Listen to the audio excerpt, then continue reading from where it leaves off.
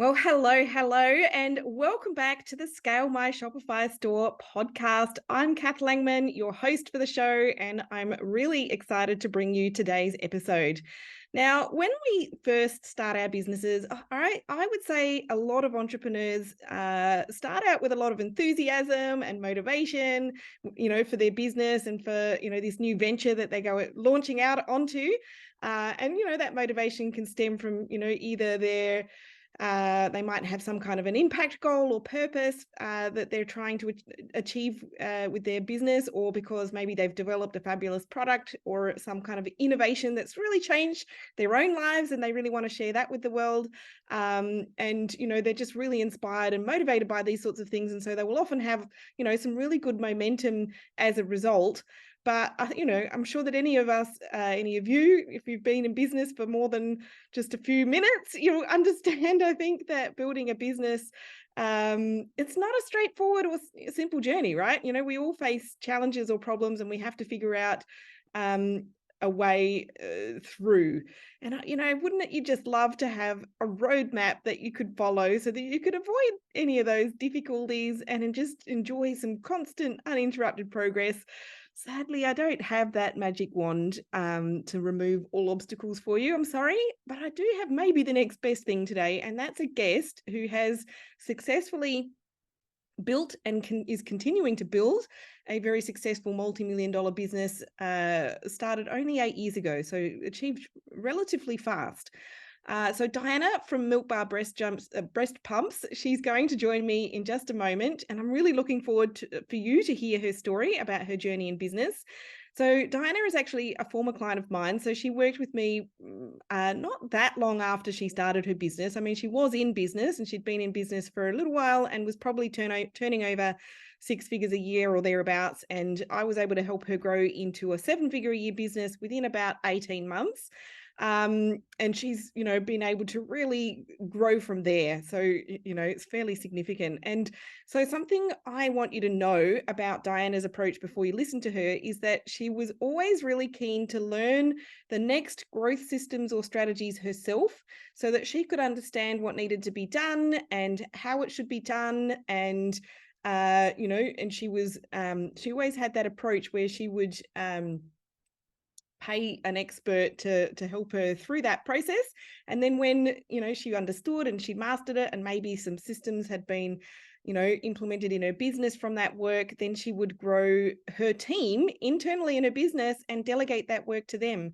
And it's just so important to master this skill as you grow, because you can't keep adding things to your plate without ever taking anything off it. You simply wouldn't have enough hours in the day and would quickly become the bottleneck that stalls your own growth and probably burn out in the process if you do it that way. I know a lot of women can be very good at taking a lot on and not giving anything back, so or delegating rather. So each stage of your business growth, it's going to require different inputs to help you pass through it and onwards and upwards to the next level. So what I really want you to do is listen to what Diana talks about. She talks about the challenges that she's faced and the strategies that she's used to help her address them and pass through those times and help her grow and level up over the last few years, time and time again, to the point where she's now ranged in hundreds of retailers and has a really thriving e-commerce business as well. So without further ado, let's welcome Diana onto the show. So welcome to the show, Diana. So cool to have you here. Thanks, Kath. It's really great to be here again. Yeah, it's been a little while. So I think we should just pretend as though no one in my audience knows you or has heard you speak on the show before, just because it has been a little while. So introduce yourself. Who are you? What's your business and all of that stuff? Sure. So I am Diana. I'm the owner of Milk Bar Breast Pumps. So we're a retailer and distributor of breastfeeding products, mostly breast pumps, as the name suggests. So we distribute some popular products like Kaka and our own private label Activate as well. Yeah, so cool. And like, how long have you been in business now? Because it's been a little while. I know. This year we're coming up to eight years in business, which is Wow. blowing. I know. lots changed, lots happened in 8 years. Yeah, well, that's a good thing. Why did you share your story? Why did you start your business in the first place? Yeah, sure.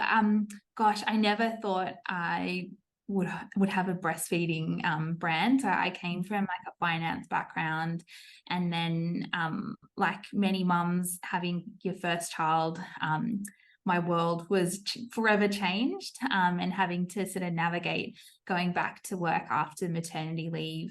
I was at the time having to use a breast pump, so yeah, all of those struggles and breastfeeding struggles is what I was going through. And so I was really sort of my target market because I was going through those challenges myself. So yeah, early in my business, I started off as a retailer, made so many mistakes. But yeah, really that trial and error of what brands to stock. And yeah, just I feel like I've made every mistake that you could possibly make in that early part of the journey. But yeah, that's how I started. I was just a mum looking for a better way to use a breast pump and store and all of those challenges that we go through. Yeah. Do you think before you went through that experience and decided to start a business, before that, like, did you ever have aspirations of being an entrepreneur? Was it ever sort of, in your imagination that you would do that? I think I always liked the idea of like, oh, maybe someday I will work for myself and have a business, but never really had any idea of like what that would be. Yeah. No. Yeah, I mean, you came from a pretty big career, so like Yeah. it's Yeah. a big Yeah. sideways jump there. I know. I think, yeah, a lot of people thought I was having a quarter life crisis. Yeah. What are you doing? Yes. I'm sure they're eating their words now. Oh. So, tell us a little bit about that business journey so far. I mean, you've been through, like you say, you started out as a retailer. I'm sure everybody makes mistakes. It's the way we learn. But, tell us a little bit about that journey over the last 8 years. Yeah, gosh, a lot has changed over the 8 years. So yeah, very early in the business, it was just me, myself, and I for quite a long time, and that working from the dining room table, so trying to do it all, and just that juggle with family as well. So I used to pack all the orders, doing the Facebook ads and the marketing, and just making all of those early mistakes. But yeah, gradually just really just refined processes and grown from there, really sort of working out, trying not to do it all, what works for your business, making sure that it's viable, and then going from there, moving out. I've used a 3PL before. We've had a little warehouse before, and we've upgraded the warehouse again, and then growing the team as well. So luckily I don't pack all the orders anymore.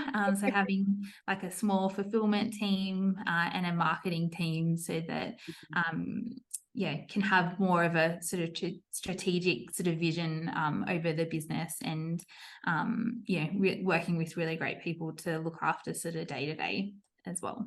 Yeah, becoming the boss and the leader. Yeah. Trying. No. Yes. I'm sure you would, knowing you're such a lovely person, I'm sure that you've got a team that appreciate who you are in their roles or to their roles. Tell us a little bit more though about some of the, those like maybe 3 of the biggest challenges that you have faced over the time, because you have grown your business fairly rapidly in that time.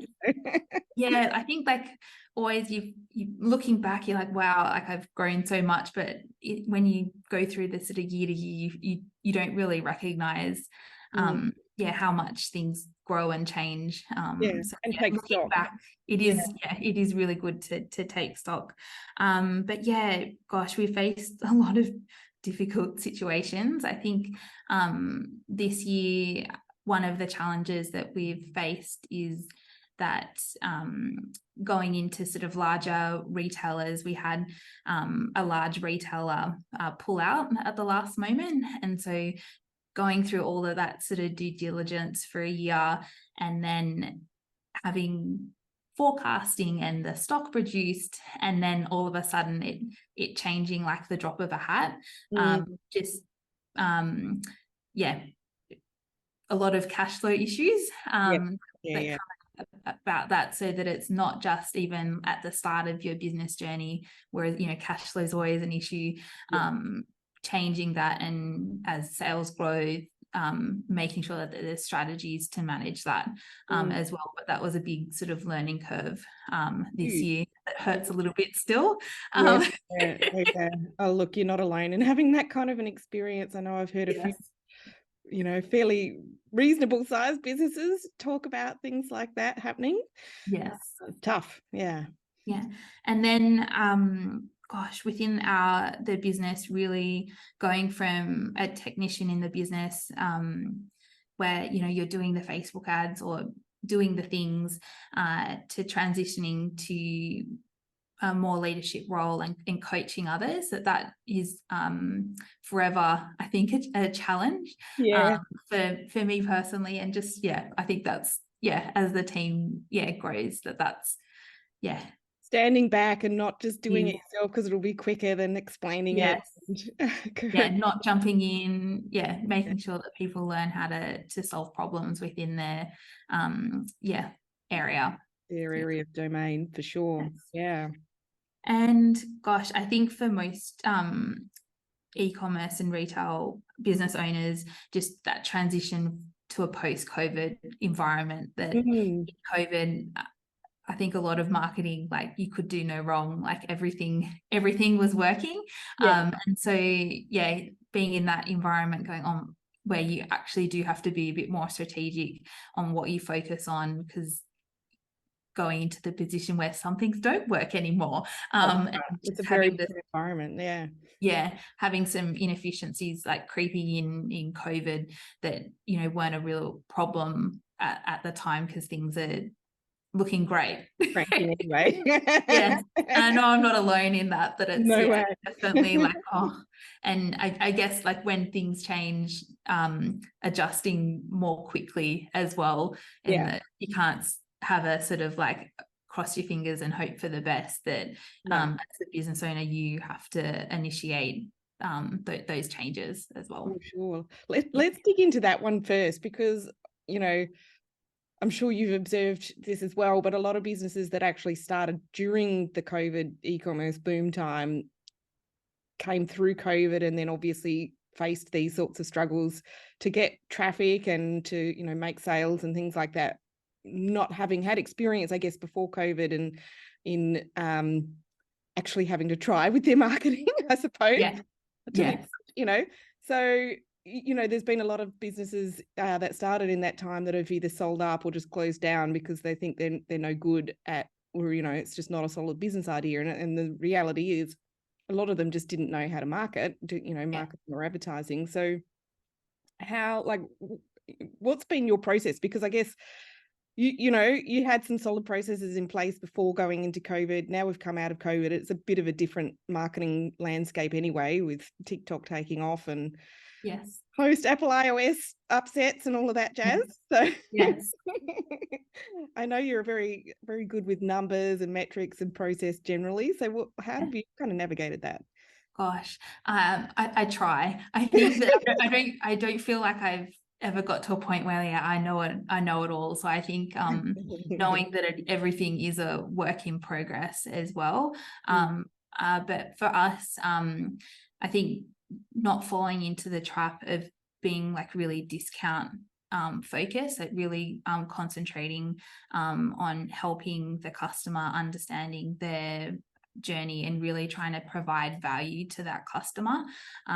What's like really helped is, and I learned that from you, is that having that email focus, and that, you know, keeping busy with organic socials, that you don't own that follower, you don't have any details for them to actually follow up directly. So really having email as a core focus as part of your marketing, and that if you do have, you know, flows set up if you do regularly send newsletters or campaigns, it really does support the paid advertising part of the business. And that I know for my business that just running Facebook ads, like we wouldn't be profitable without the email component. That to have Facebook ads converting, you need to be building your email list and have activities throughout the year to list build, and trying to list build in the right times of year, like outside of Black Friday. Like you want to be prepping before Black Friday for list building, and I guess it's never too late, but like making that like a quarterly ongoing, but a quarterly focused as well. Yeah. I know for some of our clients that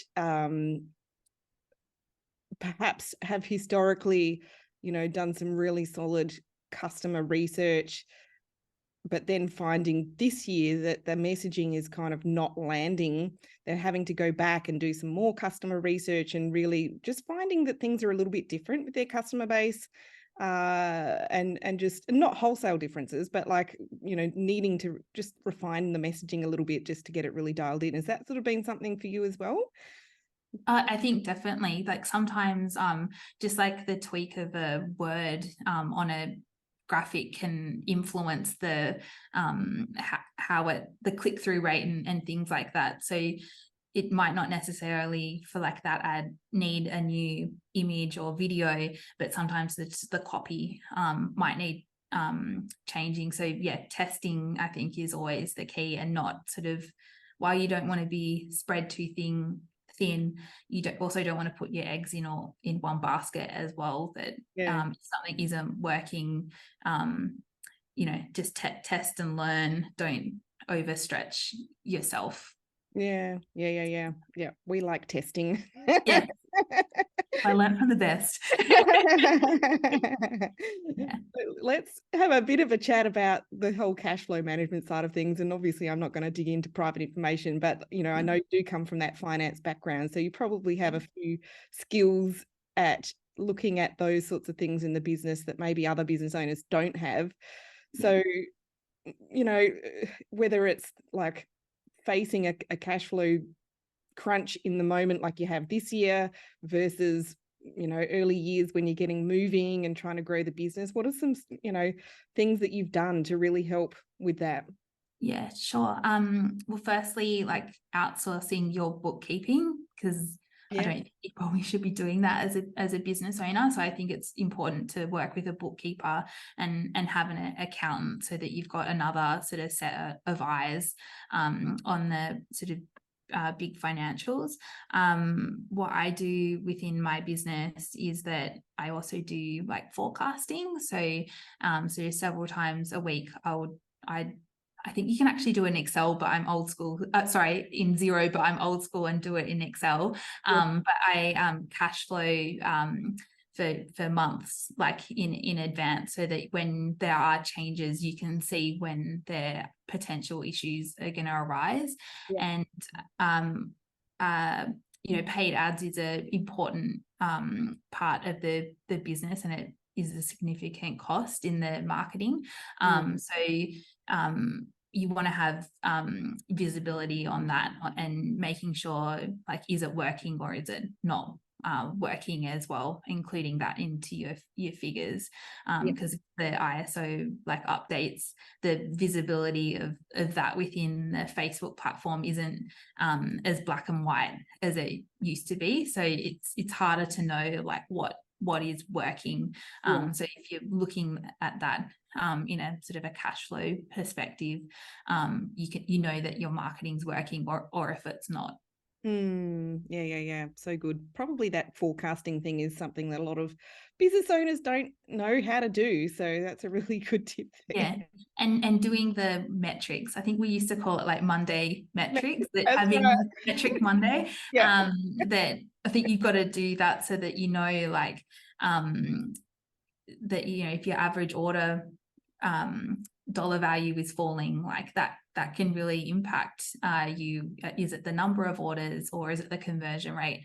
And just knowing those sort of metrics, how are they traveling? Yeah. And I guess you know, having some benchmarks as well for measuring against, which I've been thinking about that a little bit more just in the last few days, because there's that information now in Klaviyo with the email side of things. I don't know if it was there. I don't know how long it's been there, but not that long, I don't think, where in the analytics section, it brings in benchmarks for all your flows and your EDMs and things like that. And it's super cool. Like, Yeah.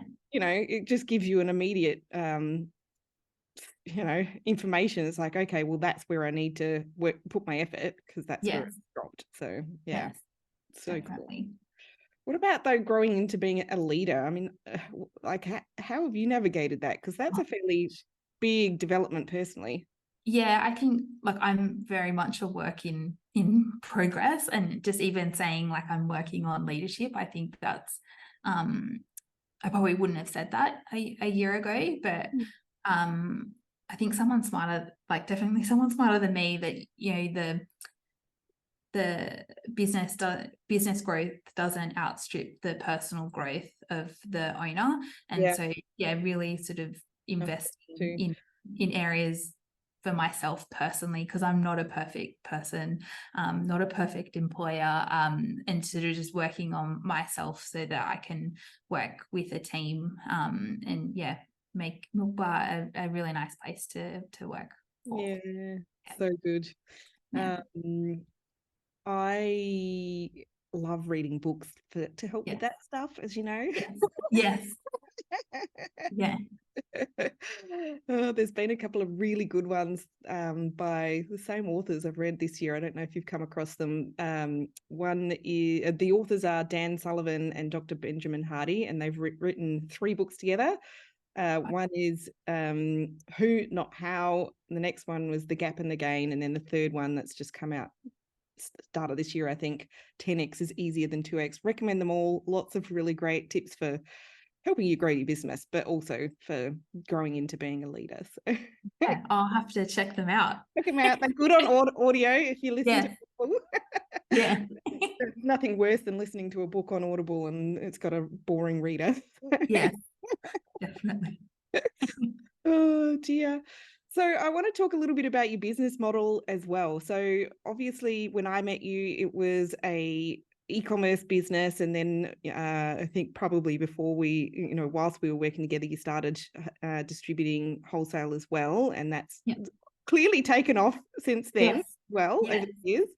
So talk to us about that business model. So because it's a bit of so yeah, you're right that we've definitely come from that retail focus. So at the moment we're about 55% online retail, and then 45% wholesale. So wholesale is like a really significant part of our business, and we are with being ranged in baby bunting, that the percentages are probably going to change again. But yeah, like I do have a couple of wholesale reps, so one in Sydney and in Queensland as well. But yeah, my first wholesale rep, who's still with me today, like she started before we had a warehouse, and so she used to come to my house and work on my like dining room table. So I just like that's where we began.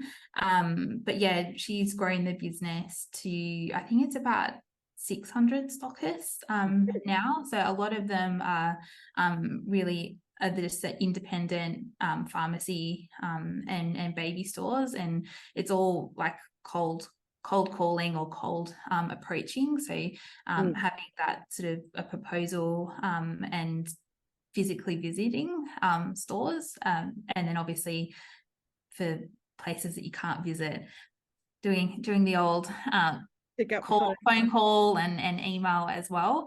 But yeah, it definitely takes time to build those, and then we're now at a stage where we are lucky to be working with some larger retailers as well, like Priceline. So having to work with that buyer and have it ranged in 200 stores as well, and that's like a whole different a whole different world of getting on planogram, and it takes as a the long wife time. of a pharmacist, I've been exposed to that. Yeah. It is pretty huge when you can get into those big pharmacy chains. That's amazing. Yes. I remember when you were starting to go into wholesale and you were deciding to write that first job description for that first wholesale sales Yeah. rep. Um, I'm sure it was, mentally and confidence-wise, a big leap to commit to that at that stage. Yes. It's a few years ago now, though, but can you remember, like, how did you kind of take that leap of faith?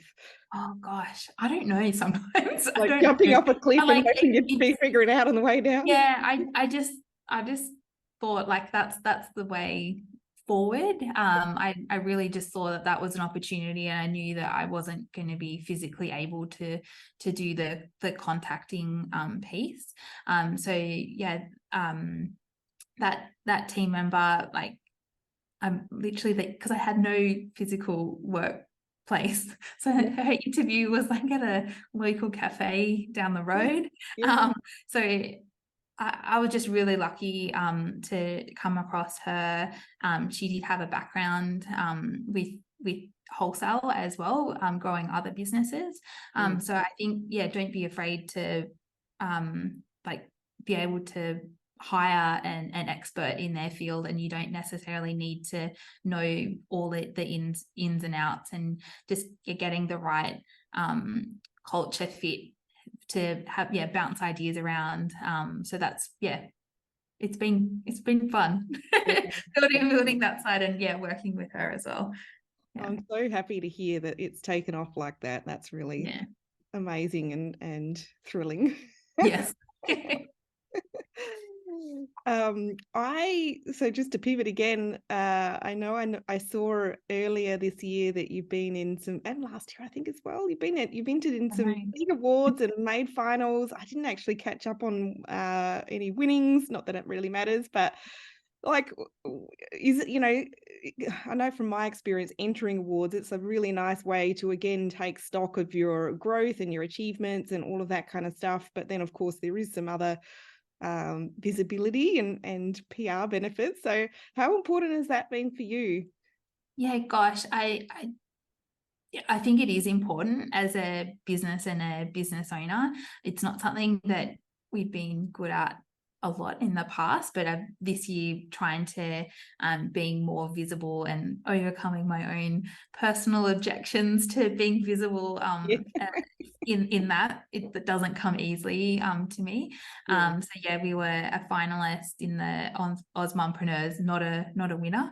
But I think, like you said, that just the practicing being visible, and for myself, like even like rocking up and doing the judging, like practicing your pitch, I think is been really good, and being able to look at, I was like, oh, we have actually quite come far in 8 years, and like look at what we've achieved, and that has been nice to do that within the team as well. Yeah. Because like you're right, like it makes a difference to your team to see that too, because it's a recognition of their hard work. So Yes. yeah. So cool. So when you look forward, I mean, there's not that much of 2023 Oh, left, but there's no. 2024 as well. Like, what's ahead for Milk Bar Breast Pumps and you, Dinah?